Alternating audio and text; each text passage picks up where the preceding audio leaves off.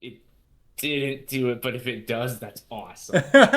Hello, everyone. The last episode of this show did incredibly well, so thank you all very much. It's so cool to see that. I also appreciate all the comments I got. I had a blast reading all of them, and I especially appreciate the corrections you made to some of the statements I made about some cards being good or bad. In particular, Porg. I owe Porg an apology. I definitely missed a few other niche cards that saw some play as well, so I appreciate the corrections there. In this one, we're talking about leaders, which are much harder for Magic players to evaluate correctly since there isn't really a direct analog in a competitive format in Magic. I also filmed this before getting a lot of the comments, so some of the suggestions that I really did like are not really present in this video, but I assure you they will be in the next one. And I very much look forward to reading your comments again. Also, I apologize for the lack of limited analysis this set. Limited is still this channel's #1 priority, but I have a hard time making analysis videos when I don't really feel like I have anything interesting or insightful to add. I haven't really had a ton of opportunities to draft this set locally, and in addition, there were no limited PQs near me this set either. Rest assured, for Ashes, I'll be talking lots about limited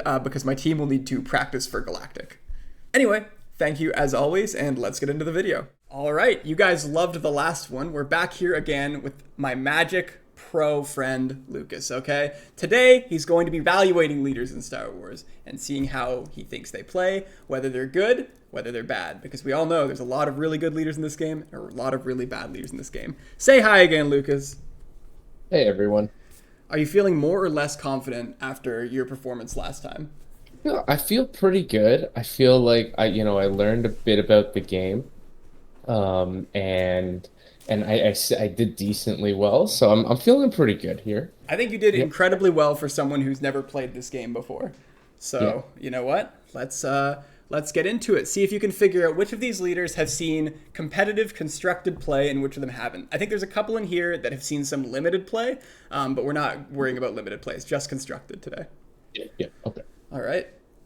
So let's get into it. I tried to keep the sets reasonably in order, so the first few will be from set 1 and then set 2 and so on. We're up to set, 7 now, I think. So, yeah, lot Cool. to go through. So we're starting with Iden Versio. So feel free to take a second to read it, and then we'll go from there. I'll cut out the part of you reading it. Talk me through it. Talk me through what kind of decks you think that this saw play in, if at all, and how good do you think it is?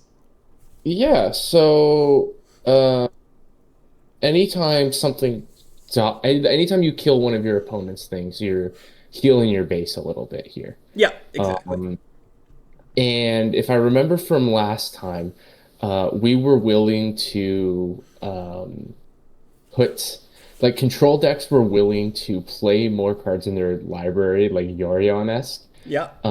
in order to um, just for what was it, like 3 life Yeah, or something? three Like life, you increase your deck size by 10. Yeah. that? Yeah.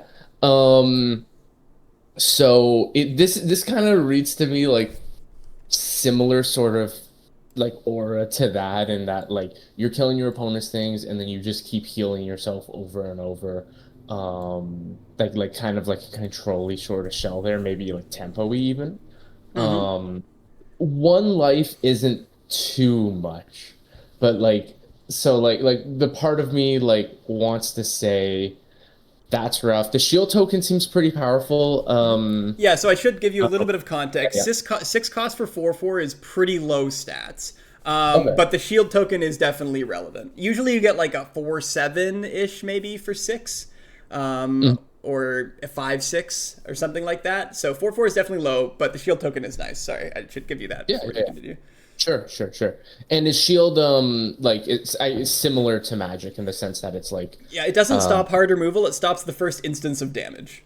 cool, great, okay. My gut feeling is no on this one. I think there's definitely, I could be wrong on this one. I feel like this is one I'm 50-50 on, but I'm gonna go towards no. Towards no. Since it was in the first set of the game, it ended up actually just being the best control deck for the first few Oh, sets. okay. Yeah. It kind of fell off a little bit in the later sets when better control leaders came out, but for a while, just that extra heal stuff, aggro was very strong in the early days of the game, so being able to just put a few extra points back on your base was really, really nice. So Iden actually was a very playable leader at the time. I don't know if she ever won any huge events, but she definitely had some meta share for sure. Sure, sure. Yeah. And you were kind of right when you were talking about, I thought you were going to get it when you were talking about how people were willing to sacrifice a decent amount for extra base life. I talked myself out of it, like at the end, because like it just like I don't know, like it still to me it feels wrong, like valuing life gain that much. Yeah, it does, doesn't it? But the game continues to prove over and over again that that's worth doing. Yeah.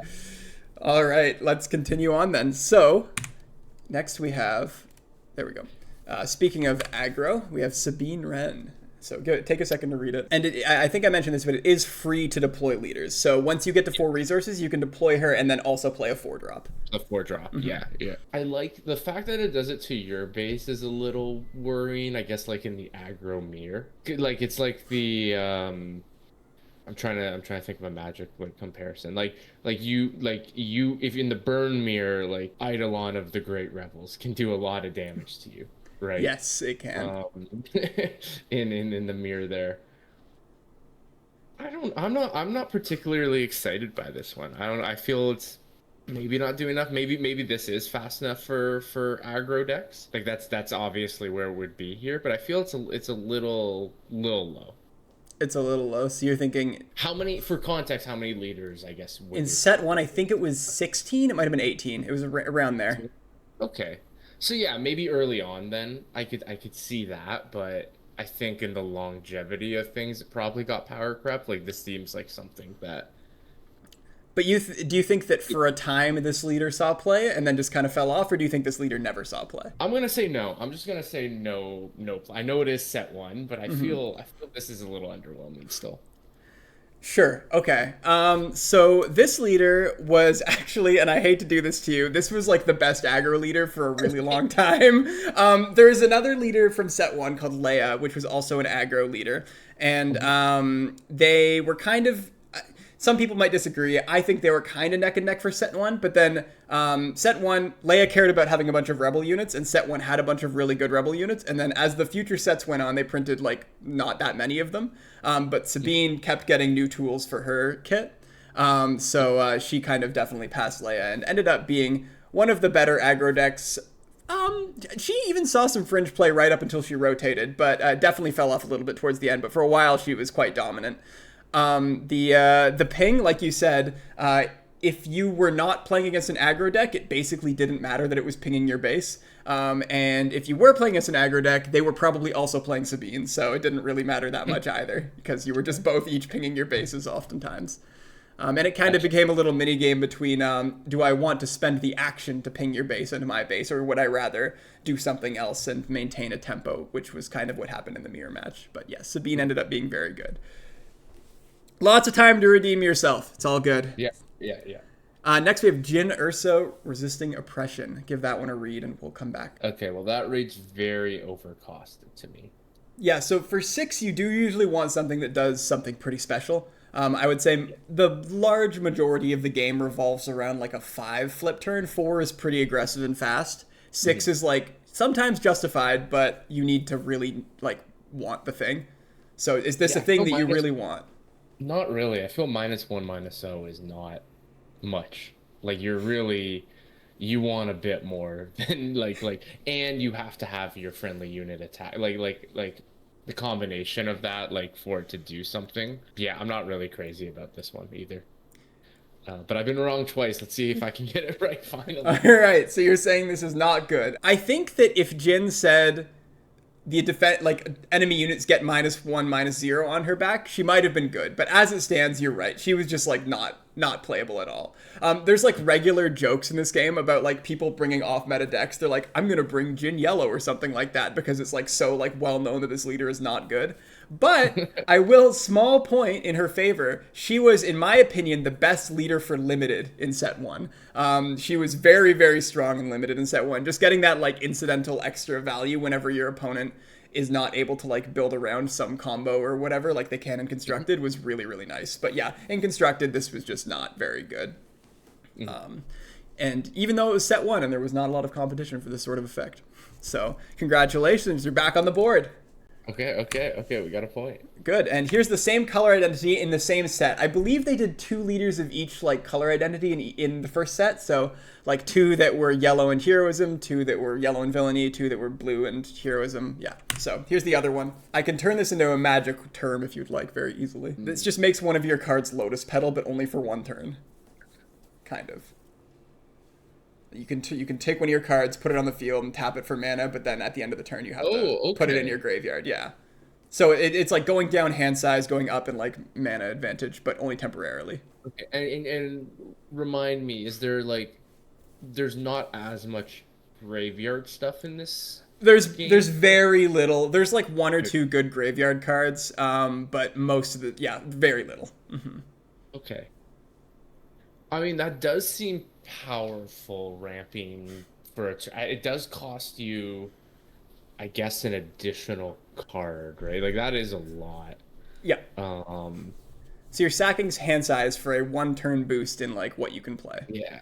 Remember, you do draw 2 cards a turn in SWU, but you're usually playing one of those down as a resource anyway.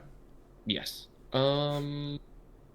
You're already at 6 by the time you're doing this. Right. I guess you can use his action. Yeah, you can do it on the front. Yeah. Yeah. You can do it on the front, and so wait, so can you use his action ability to turbo out his epic action there? You absolutely can, yes. Right. Yeah, so you do that, then you get the 6, then you flip him instantly. Then you can attack that turn. Yep. So then only leaders can do that, but yes, leaders come out ready. Yeah.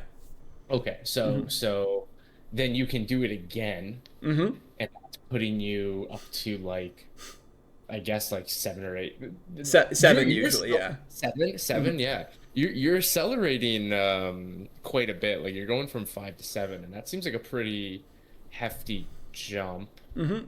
And also, it's worth noting that the on attack doesn't make you take one from your hand. You just flip it off the top of your library, so it doesn't make you go down in hand size of this part. Yes. Yeah. I'm back and forth on it because on one hand, like, mana acceleration, like that's a very powerful thing to go up on, like your resources here. On the other hand, it might be like, I'm gonna say yes. I'm gonna say this one's good. And I feel, and the Swain factor is I can't do Han dirty, Yeah.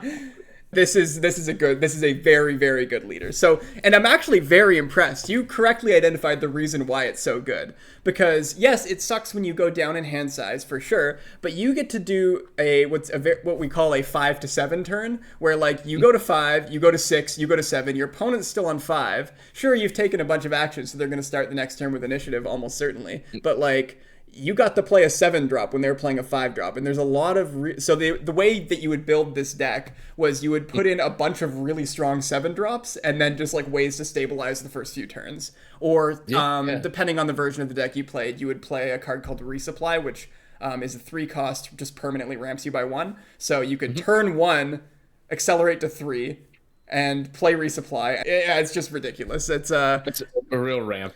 Yeah, exactly. Now, this card, so for a really long time, it was very good, and then it was bad for a while, and then it was good again, and the reason was a card that we talked about actually last time called Force Throw, which made your opponent discard cards and then deal damage to you to something equal to its cost, and that was really hard for this leader because you regularly had like 1 or 2 cards in hand by the time that you were about to go to 7, and then your opponent could just say, oh, discard, it's probably a 7 drop, I get to kill one of your guys, and now you don't get to play a 7 drop, and that just completely ruined this deck. But then they banned Force Throw, and then this deck came back, and it was really good. Okay, checks out. Yeah. Yeah, that's... So ramp in this game it's not always good, but it's usually very good. Next we have Finn. Give it a read. And upgrade means like enchantment aura, kind of, or like equipment. It's closer to enchantment auras because you can't typically move them around. So you're destroying an aura to put a shield unit on something. Yeah, exactly. Now there are token upgrades like experience counters, which are 1+1+1s. But yeah, the only 2 that I think at the time of this card was shields and +1+1s, I think. Yeah, my gut feeling, like my immediate gut feeling is spending a card and then destroying that card, which is upgrading your unit already to give them a shield token, doesn't seem particularly great. Okay. Right. Like I feel I mean, you're spending your resources on your upgrade, which you ideally probably want to keep on your, unless there's unless there's an aura of some kind that, or an upgrade of some kind that you want to destroy, like there's a good reason to destroy it. I don't think that card exists. Downgrade, if you will. There are those, but then you put them on your opponent's stuff, so it doesn't Yeah. matter anyway. Yeah. I'm not sold on this one. I'm not seeing the vision here. So when I was scrolling through leaders earlier today to make this video, I stopped on this one because I don't think I've ever seen it before in my life. I was like, what does this card do? And I read it and I was like, oh, this is really, really bad. That explains why. And just to, stay humble, I checked the competitive database and no one has ever played this leader at any level of competition. And so the one saving grace that this card has is 5 flip for a 4/6 is pretty good. That's a good rate for a 5 flip leader, but every other part of text on this card, the tags don't really matter. Fringe and Trooper don't have a ton of synergy. The ability is not very good. It's just, it's not good at all. So good shout there. The only thing that I thought maybe could have saved this card if there was what was that card from Wilds of hatching plans on the bonus sheet? Hatching plans? Something like that. Yeah. Where you want to. But I thought I was jumping, for a first set, that sounds like you're jumping through so many hoops. Oh, sorry, this is set 2. I should have told you. But yes, there's nothing like that. And it's exactly like you said, whenever you're paying resources and a card out of your hand, you usually don't want to just destroy it for a shield, right? A shield is worth I don't know how many resources. It's probably worth less than 1 resource and certainly less than 1 card. It's not worth it. All right. Next, we have another Han Solo, and on the back, you can just do that as many times as you want. On the front, you can only do it once a turn. And damage is permanent in this. Damage is permanent, yes. I mean, that seems like you can get a lot of stuff out really fast. Mm-hmm. Right? Like you can just empty your hand, really, really quickly if you play a lot of, low-cost stuff. Yep, if you're okay with your unit having 2 less life, basically. Life? Mm-hmm. I think you are. I play a lot of Bard class. and while Bard class isn't a very, competitive deck. Not yet. Not yet. It'll get there. Tier 0 one day, I swear. Yeah. But the strongest thing you can do sometimes in that deck is just empty your entire hand turn 3 and just win the game right there. Right? Now again, remember, whenever he's just in the command zone, when he's just a leader, you can only do it once a turn because you have to tap him to do it. Once you've deployed him, you can do it as many times as you want. Yeah, 5's not that much, and I mean, you're drawing 2 cards a turn, so now at this point, you don't need to put resources away, right?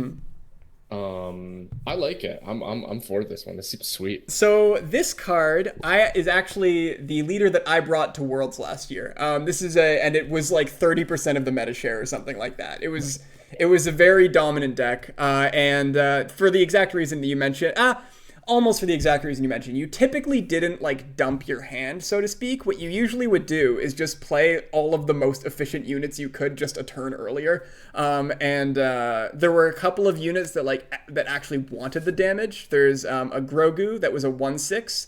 And it cost 3, and so you would play it on turn 1 because you start with 2 resources, and it had an ability where you could move 2 damage from one unit to another unit. So you would just untap, tap Grogu, kill their unit, have a 1/6, and then be able to play a 4-drop with Han's ability.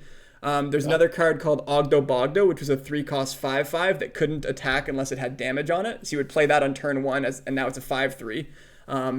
And it had other text as well. The damage goes under the shield when you play it. So if you played a card with shielded, sure, it has 2 less HP, but who cares? The first instance of damage is going to be negated by the shield anyway, right? So there was just so much, people kind of wanted this card to be banned for a while. I can see why it was very dominant in the meta, and a very good card, Nute Gunray. So that's the token that it makes. I just put it so you can see what it looks like. So you've got to destroy your own stuff. Two of your own. You have to sack two of your own things, or I guess like, yeah, you can just like kill them in combat, or they can kill your opponent can kill your as long as two of your units have died in some way. So there is sacrifice in this set. This is a set 3 card. There is sacrifice theme in this set. Even if your units just die in like combat, as long as 2 have happened in a turn, then you can use this ability. And you're just getting like a 1/1. Yeah, exactly. With some semi-relevant but not that relevant tags. Yeah. Okay. And I know, from what I've seen, is 1/1 hasn't been particularly crazy. Now it is a free token. Like if you're either going on the sack plan or on the like I could see this being good in like a control mirror. Although I don't know if this would be a control deck. I'm gonna say no on this one. I don't know. Like I feel it might just be 2/8's a big but like it's not really affecting the board at 6. Like that's not doing a lot. It is making the 1/1s to kind of make up for it, and then it just starts doing that on attack, right? So you don't even have to worry about it. I'm gonna say no. Yeah. So 6 flip for a 2/8 is really, really bad. There's a 5 flip leader that's a 2/8, and there's discussion about whether that stat line is what's keeping it out of the meta, because it has a really strong ability. It's a Jabba card. And so 6 for 2/8 is like, oh, that's bad. So how good is this on attack? Also very bad. This card saw no play anywhere. I don't know. That ability is really bad. The flip is not better. And then the vision for the sack package, like, you can never really have a really wide board, because in order to make extra tokens, you need to have lost 2, right? So you're exactly right about that. It just never really saw play, which is a shame, because people were excited about the sack package. I don't think I've mentioned any other sack leaders in this presentation, so I can just kind of tell you. The sack package did not come together. I don't think there was ever like a serious competitive deck that ran it. Some people were experimenting with one of them, but I don't think it ever actually worked. Next we have General Grievous. Have I explained Sentinel to you? Oh, it says right there, it gives you reminder text. So yeah, normally you can like choose where your unit attacks, whatever unit you want in that arena or the base, but if there's a Sentinel, everything has to attack the Sentinel. It's like Taunt and Hearthstone, if you're familiar with that at all, but yeah. Yeah. Cool. Or the like I guess the equivalent in Magic is like flag bearers. the 2 flag. Yeah. Oh yeah. Because you can't target other stuff with. Yes, it's like that. I forgot about those. yeah. So the flag bearers, just on that, that's pretty powerful. That just kind of protects you really well. Like they can't attack your base either. Like that just like keeps your life total there. It stops it from, I guess, attacking Grievous himself, right? Yeah, if you have him out as a unit, yes.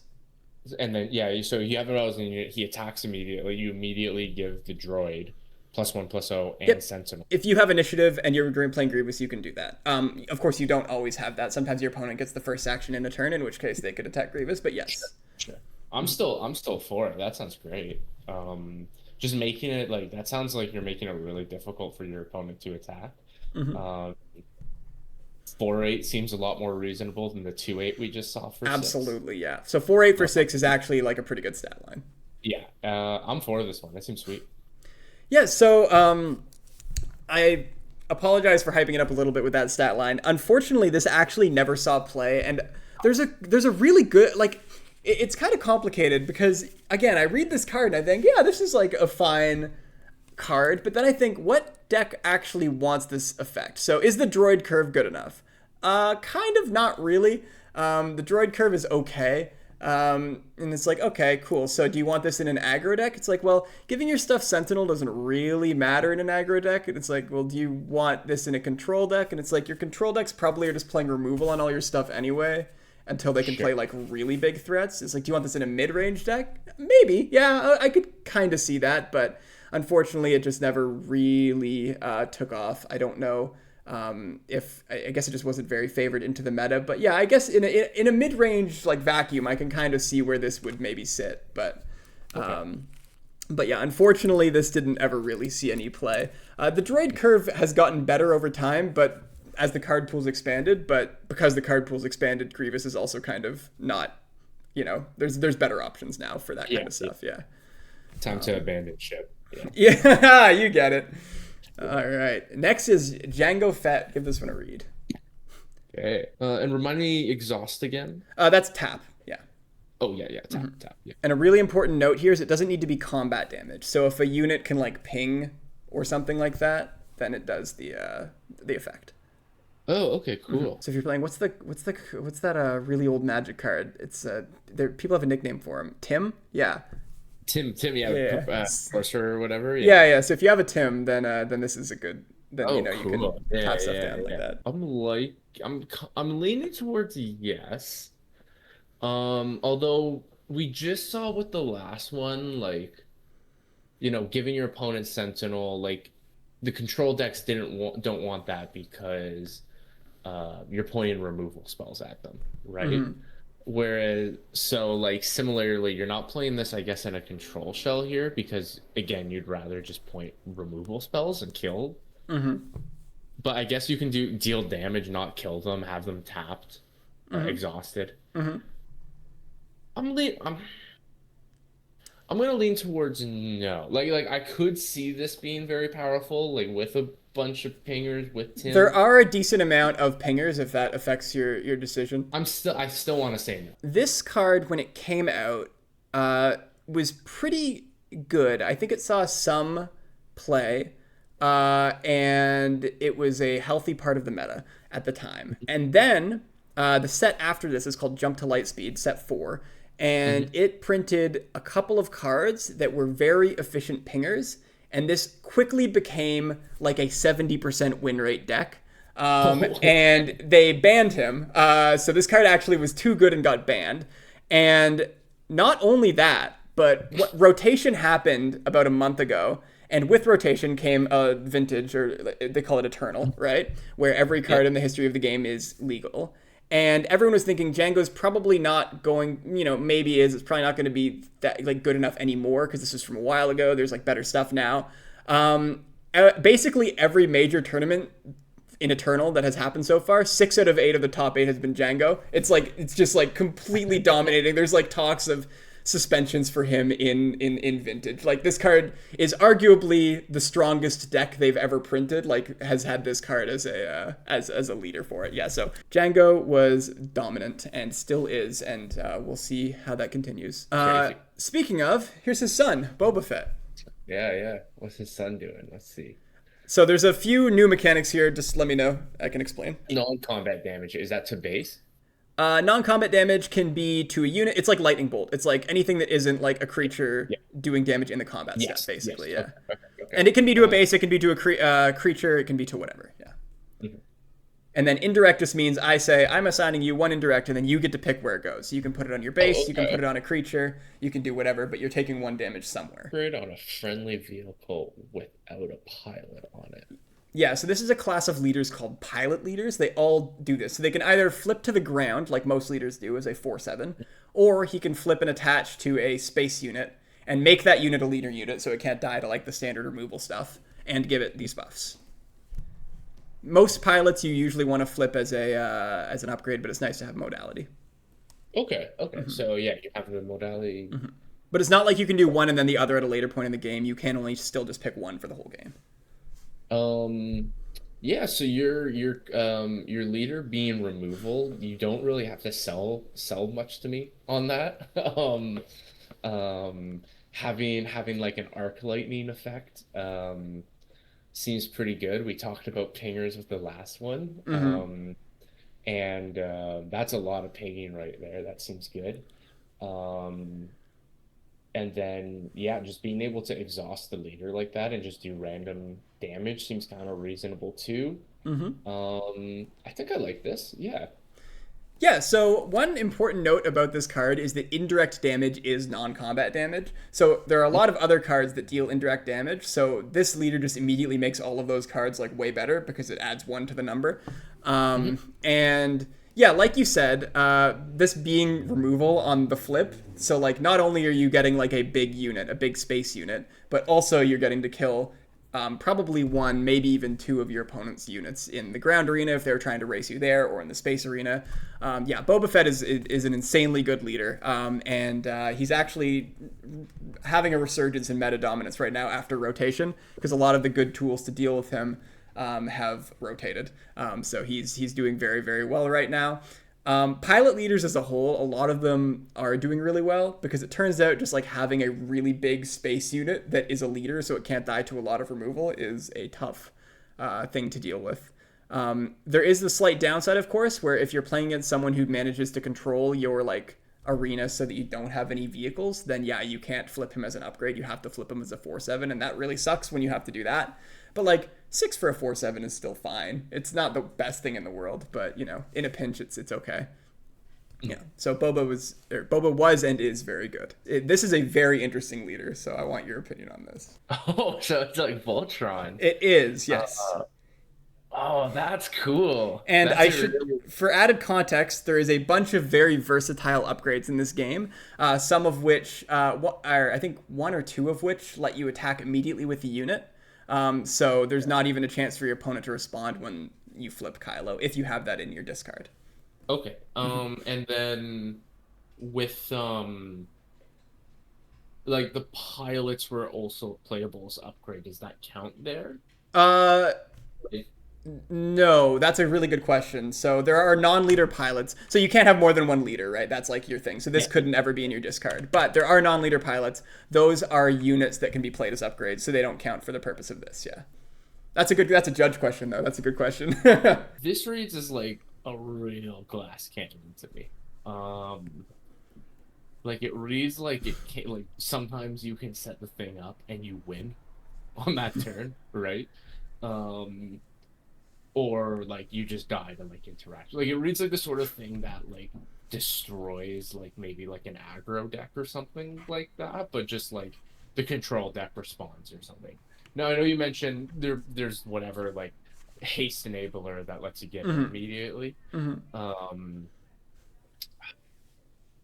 I want to love this one. I really do. I want this card to be like this. This is It reminds me of, I can't remember the name of the card, but it was from Theros Beyond Death, and it just got a bunch of auras back from your graveyard. Do you remember that one? It never saw any, like, I think it was like a niche tier, like 3 deck. Okay, yeah, I wouldn't know then. Yeah. But it was a really cool card design. I'll find it after. I'm going to say it didn't do it, but if it does, that's awesome. So, and you remember what Sentinel does, right? It has to be targeted. Yeah, exactly. Yeah. Oh, so it's drawing the removal towards it as well too. Yeah, exactly. Yeah. So, sorry. Sentinel, you don't need to target it with removal. You need to like attack units into it. Attack. Yeah. Sorry, yeah. Right. Yeah. You can target removal around Sentinel if you want. Good.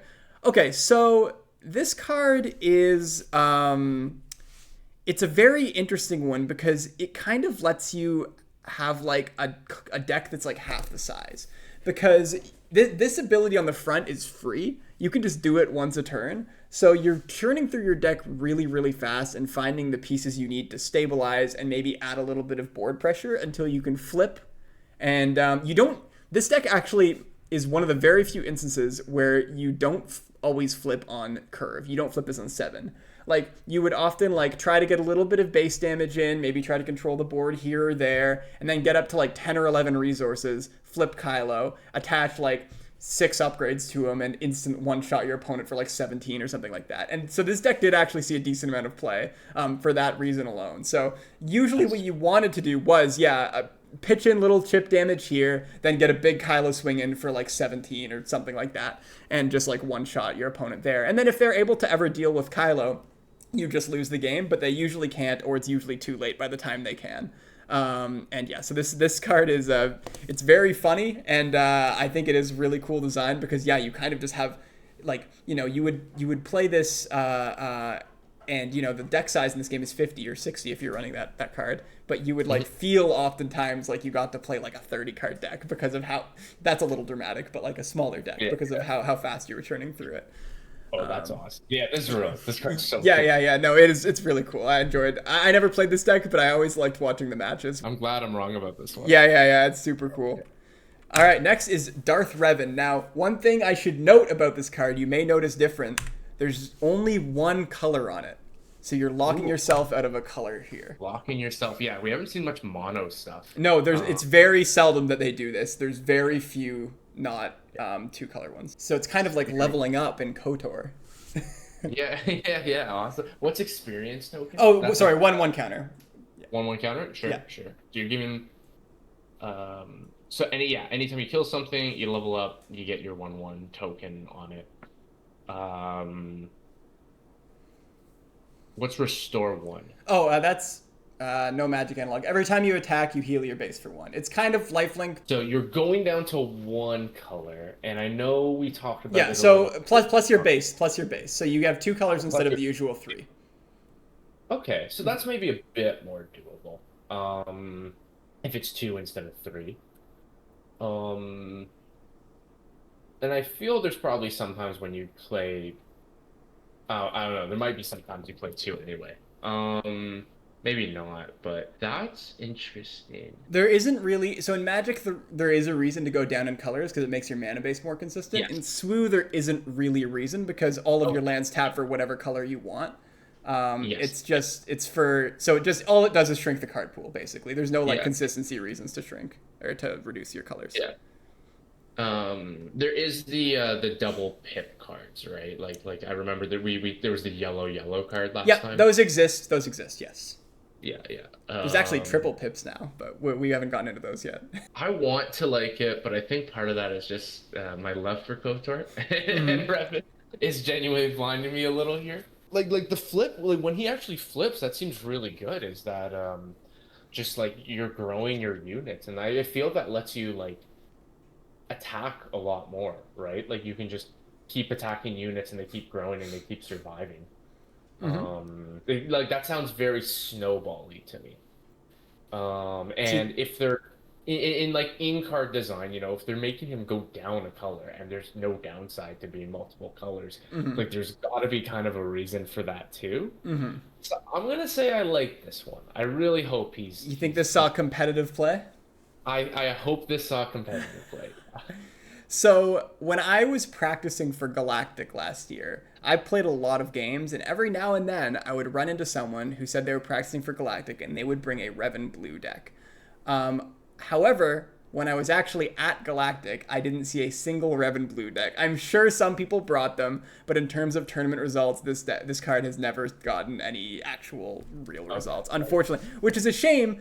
Now, this card did have a insanely strong combo you could do with it, and if you pulled that off, you probably would win the game, but it was a consistency issue. You needed like a bunch of cards to line up perfectly on curve and your opponent not to interact with it for a turn.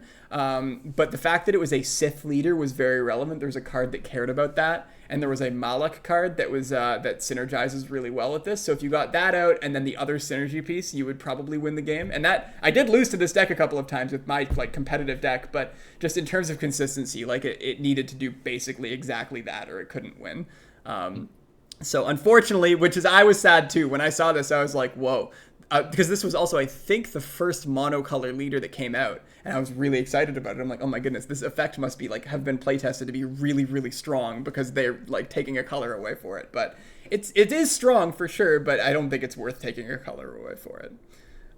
Maybe one day Darth Revan will be good, but they need to print more Sith, I think. I don't know. And more synergy pieces for Sith. You're even right now, by the way. You're 6-6. Next, we have Satine Kryze. I think this is the first Club Shadow I haven't recognized. She's like Obi-Wan's girlfriend in the Clone Wars, and also Duchess of Mandalore. I guess is the more important part. Pass the Bechdel test. I do not remember that. Have you seen the Clone Wars, like the show? Like I saw like here and there. Like I watched the first 2 seasons, I want to say, when I was a kid. Oh, okay, sure. I think she doesn't show up until a little after that. Ooh, so that's interesting. So you can protect your units early, right? And then after that, you restore that, and it's just defensive. It is a 0-8. It's a 0-8, yeah. Dude, that's crazy. Whoa. Oh man, this one's tricky. I'm finding this way harder because like I just like.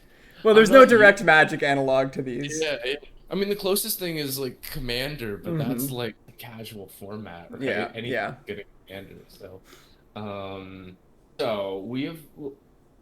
I've been proven multiple times at this point that sometimes just healing your base is like insane. And 4's a lot. 4 actually, I like, think that is 4 is tied for the high. I don't think there's any restore 5 or more yet. There's okay. one other unit that restores 4, and it's an 8 drop, I think. It's called the Purgil King. I'm gonna learn my lesson. I'm gonna learn my lesson and say that the life gain is good here. And it's gonna be really funny if I'm wrong this time. So here's the problem with Steam. She is a 0-8, and that's a really big downside to have. Unfortunately, yeah, this never saw any play. I like this design. I think it's really, really cool that, like, oh, you protect your units earlier, and then, like, later you can restore the damage you did on your base, like you said. But unfortunately, it actually never panned out that way. Every now and then someone in Limited brought this, and it did okay, but even then it was kind of like a bit of a, like, whoa, I didn't expect that to be good. And like it was kind of like a C tier deck that occasionally could punch above its weight class, but yeah, it unfortunately never saw any play, which is weird because, yeah, as you said, I mean, people do crazy things for restoring on their base, but yeah, unfortunately, the fact that, like, you could flip Satine, you get an attack off, and your opponent probably can kill her right away, no consequence, is a really big issue, because leaders are so important in this game for keeping control of the board and just stabilizing, and she can stabilize a little bit, but doesn't help you control the board at all. Right, so that is a pretty big downside. Every other leader, most other leaders, in some way, give you a way to control the board, and this does not. So, unfortunately, I like that you learned your lesson, though, and I think most of the time that intuition will serve you correct. That adding life is good. Okay, we have, I think, three more. Yeah, we have Dedra Miro here. Give this one a read. So 1 in attack. Choose an enemy unit, its controller may deal 2 damage to it if they don't draw a card. So giving your opponent a choice, important. To flip on 4. Yeah. So I was thinking that there, yeah, you're giving your opponent a choice, which we learned from, what was it, Force Push? Force Throw, the one where they discard a card? Yeah. Yeah, didn't matter, but different context here. Yeah, absolutely. Yeah, generally giving your opponent a choice is bad, generally. Well, you have more cards in hand than an opponent. The single gains a rate 2. She gets +2/+1 at a time. So she attacks with a 4/5 if your opponent ever lets you draw cards off of this, because you usually go even for even on cards. Yeah. So I see the thing. So you're hoping they let you draw cards. Usually, yeah. Yeah, and then once she flips, then she's swinging as a 4/5. But the problem that I'm seeing is that this isn't. I assume this is going to be an aggro deck. And in your aggro deck, ideally, you want to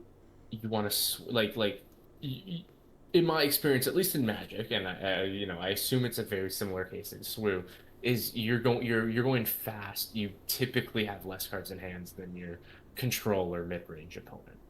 That's usually true, yeah. Yeah. Now the question then becomes how much can we, like, give the opponent the choice here, right? Choose an enemy. Like, do we want them to do, like, both things are good, right? Like, we are giving the opponent the choice here, but both things are kind of okay. Like, 2 damage to a unit, like, in the aggro, mirror is gonna kill things pretty quickly. In the non-aggro matchup, I guess in the non-aggro matchup, they probably don't care and they just take the 2 on it because there's a little bit higher toughness and stuff. I don't know. I'm not sold on it. I'd be interested if I'm proven wrong on this one because, like, it is a really unique design.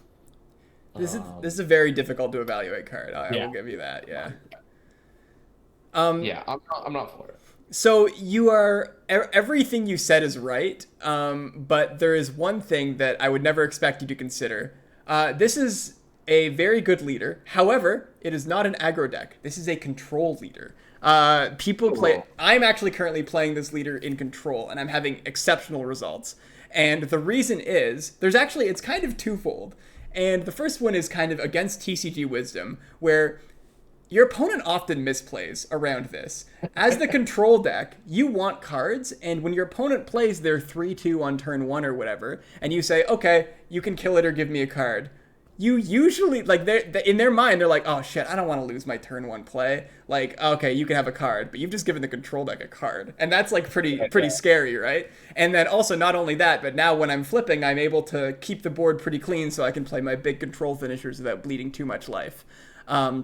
So now that's one reason. Now, of course, when you get to the higher brackets and your opponents aren't going to be making similar mistakes, it still is it's really nice because either option you're usually fine with, because dealing 2 to a unit is the one that better players will usually let you deal 2 to a unit.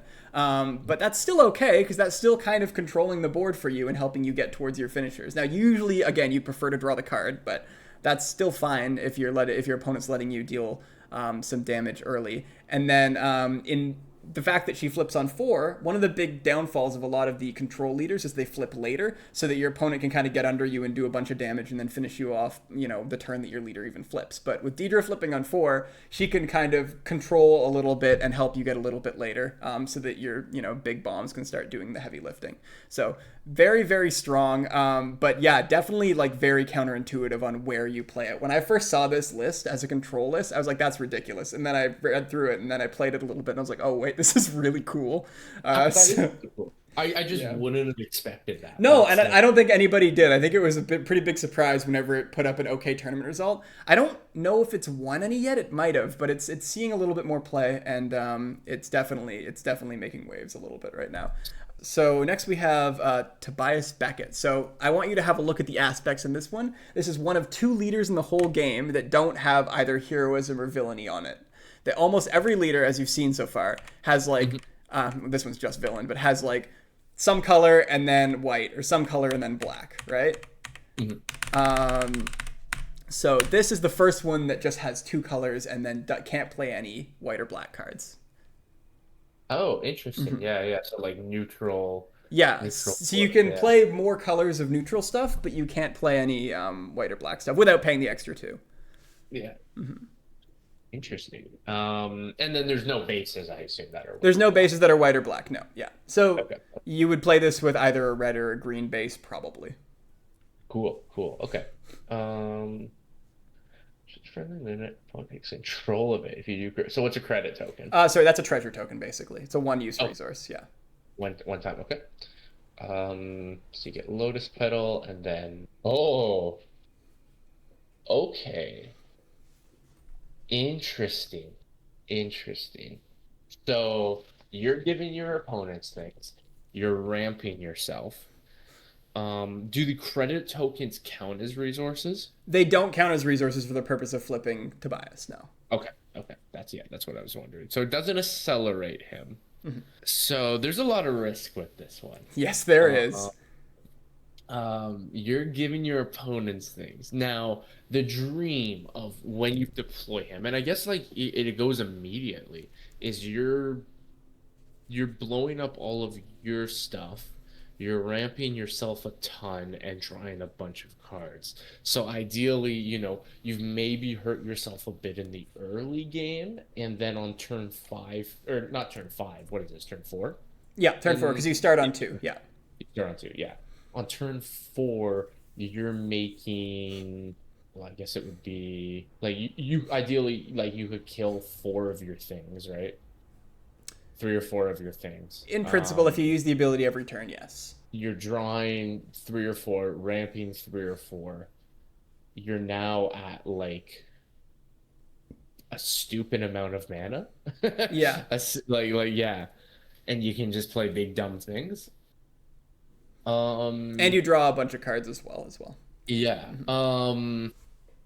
Now, I don't know how much of a downside it is not having access to white or black cards, but you are getting access to just 3 colors, which is interesting too. Yeah, so you still have 3 colors, they're just different. Most cards are designed with the better ones being 2 colors, and usually one of those colors is going to be white or black, but that's not always the case. There are lots of good colors that are monocolored. You can really tell you're getting to the newer sets because the designs start getting so this is from the newest set. This is from set 7. Yeah. So rotation has happened when this card came out. Like, there's no in between for this card for me. This card's either nuts or it's terrible. Yeah, Like, I think I agree. I don't think it's in that middle ground. Uh-huh. I'm gonna lean towards it being good. Cause I think like there it opens up interesting deck building with the blue white stuff, and I think like a lot of bases, like you just play the 33 life base, hope you don't die quick enough that like it matters. I don't giving your opponents things is bad. It's like really bad. Yeah. No, I'm changing. I'm changing. I don't like it. I don't like it. Oh, do you want to change back? Maybe. This one's tricky. This is the one and the last one have been tricky. This is the second last one, yeah, and it's definitely a very hard one. Yeah, no, this can't. No, you know what? I was right about ramping before, and like the risk kind of there. This is kind of even riskier, I think, but I'm gonna go for it being good. So, that's your final answer. Yeah. Okay, so this card after rotation, it was kind of a joke. Everyone was like, "Oh, these like," because there was this and there was Saw Gerrera were the two that didn't have white or black. And it's like, okay, well, we're gonna try to build those, but it's like, haha, this is funny. And this ability too, like, reads ridiculous because yeah, giving your opponent cards or like units is really bad. And the line you mentioned, where you give your opponent a unit every turn, is not what you would probably do because then you're going to be taking just a ridiculous amount of base damage. Yeah. But after someone kind of figured it out a few weeks after the set came out, this became. It doesn't see a ton of play now, but for like a 3-week period, it still sees some play. A 3-week period, it was very dominant.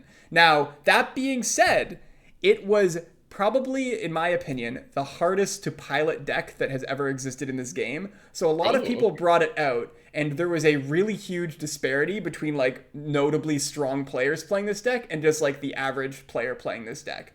So like people that knew how to pilot this deck could just beat basically any matchup. And then people who didn't really know how to pilot this deck, like myself, I never played this deck, didn't do that well with it. Because all the lines are really complicated, when you can give your opponent stuff, when you can't, stuff like that. This ended up being a very, very strong aggro deck for a few-week period. It still definitely is a very strong aggro deck, and if the meta shifts in just the right way, it could definitely come back. It's seeing a little bit less play right now, though. But yeah, cool. You are correct. You correctly identified maybe the hardest to evaluate card in the set. So well done. Yeah, no, that's sweet. I mean, that's the thing is, it's that's a complicated choice. Yeah, giving it there, like that's why it was so on edge about it, right? And there are a couple of units that are like not very high impact that you can give to your opponent, or even that like slightly benefit you. There was one that we talked about last time. I wouldn't expect you to remember, called Stolen AT Hauler, and it was a 3-cost 4/5 that when it died, your opponent got to play it for free. You would play that, then you would attack with it, and then you would give it to your opponent, and it's still tapped for that turn. And then you would flip Tobias, and then you would kill it, and then you would get to draw a card and make a credit, and you would get to play it for free because it was on their side when it died. So that was like a really funny line that you could do.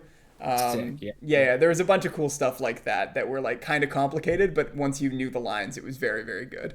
Okay, yeah.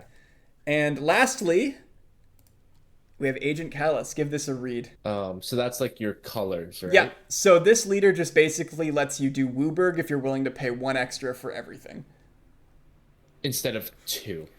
Well, it's kind of 2 or more, right? Because if, let's say you were playing this with a red base and you wanted to play a green-white card, normally that would cost you 4 more, but with him it would only cost you 1 more. Oh, okay. Yeah. Okay. It just does it again, except you don't need to tap it. So you can do it any number of times on the unit and only once a turn on the. And then when you play, that's a white card, right? Yeah. Get 2 damage from your base. Mm-hmm. Okay.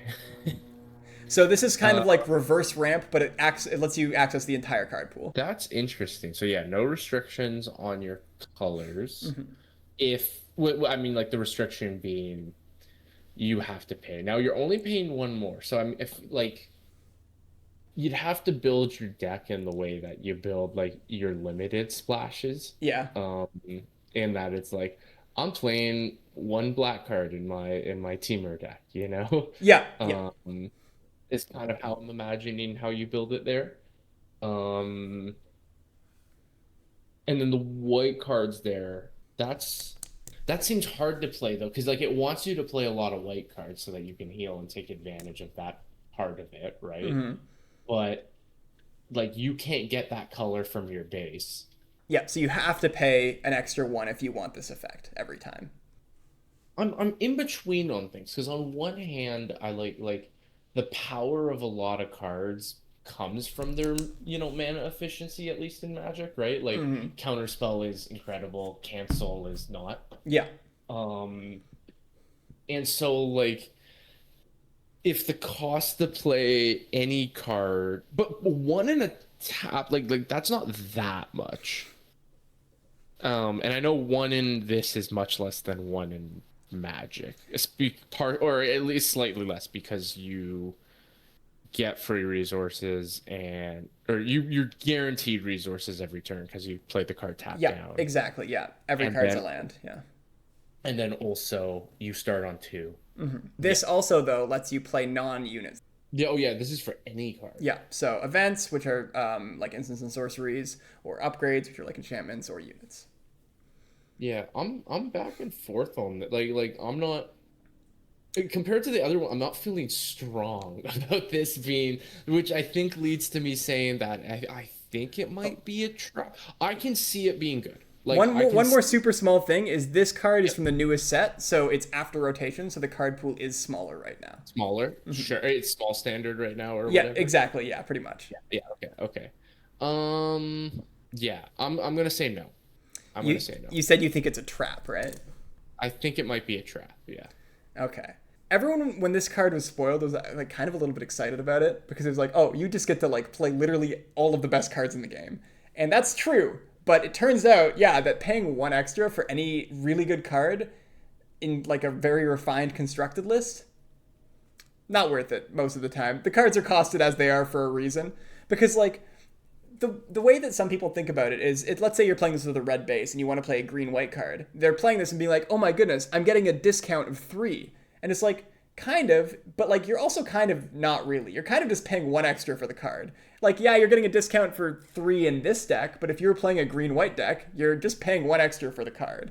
And like sure, like the versatility is nice, but paying one extra for things is really a pretty big problem. And then like we discussed a second ago, like if you ever want this healing 2 from your base thing, then you have to be paying extra for a card, and you don't, most of the time you don't want to do that. And I think you're right though that if this ever sees like real play, it will be like a kind of deck where like let's say it plays a green base and then it maybe just splashes a couple of cards. Like you wouldn't be like a pile of all the best cards. You would be like a refined blue, black, green list, let's say, with maybe a couple of special like red or yellow or white cards.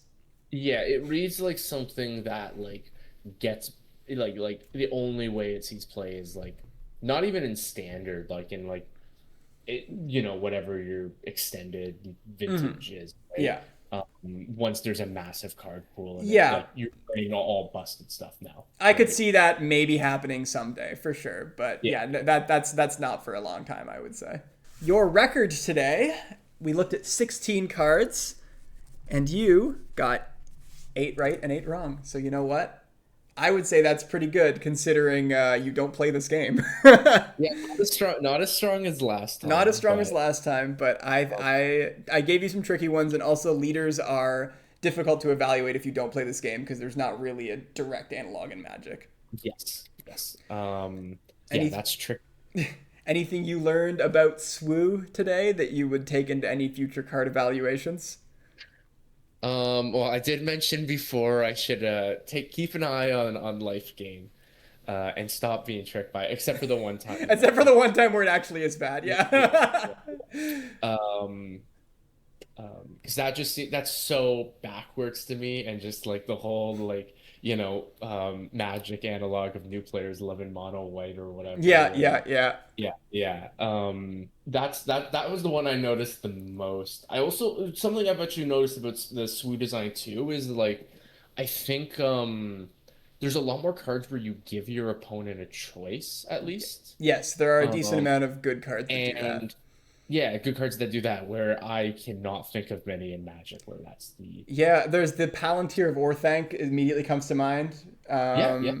I can't think of another one. I'm sure they exist, but yeah. And like any sort of mini game, right? Yeah, I guess so. But most of those aren't good in like a constructed sense. I think a couple are, but Actually the one from Lord of the Rings there, like the Sauron's Ransom, that did see some oh, play did that see in constructed play? Okay. it's up with modern play. Oh, cool, cool. But yes, they are reasonably abundant, and not all of them are good, and they all are a downside. Like it's still like Magic, where like giving your opponent a choice is a huge downside, but like they've balanced them in such a way where some of them are still pretty good. Yeah, and that's cool because it's very skill testing. Like, Oh, that sort of I love it. I love it. Absolutely. Yeah. Very cool. So that's pretty cool. Well, thanks for stopping by again. The people loved you last time. Let's see what they think this time. Get in the comments and talk about how great of a Magic player Lucas is and how great of a Star Wars player he would be if he takes the dive. Thank you. Of course. Bye-bye.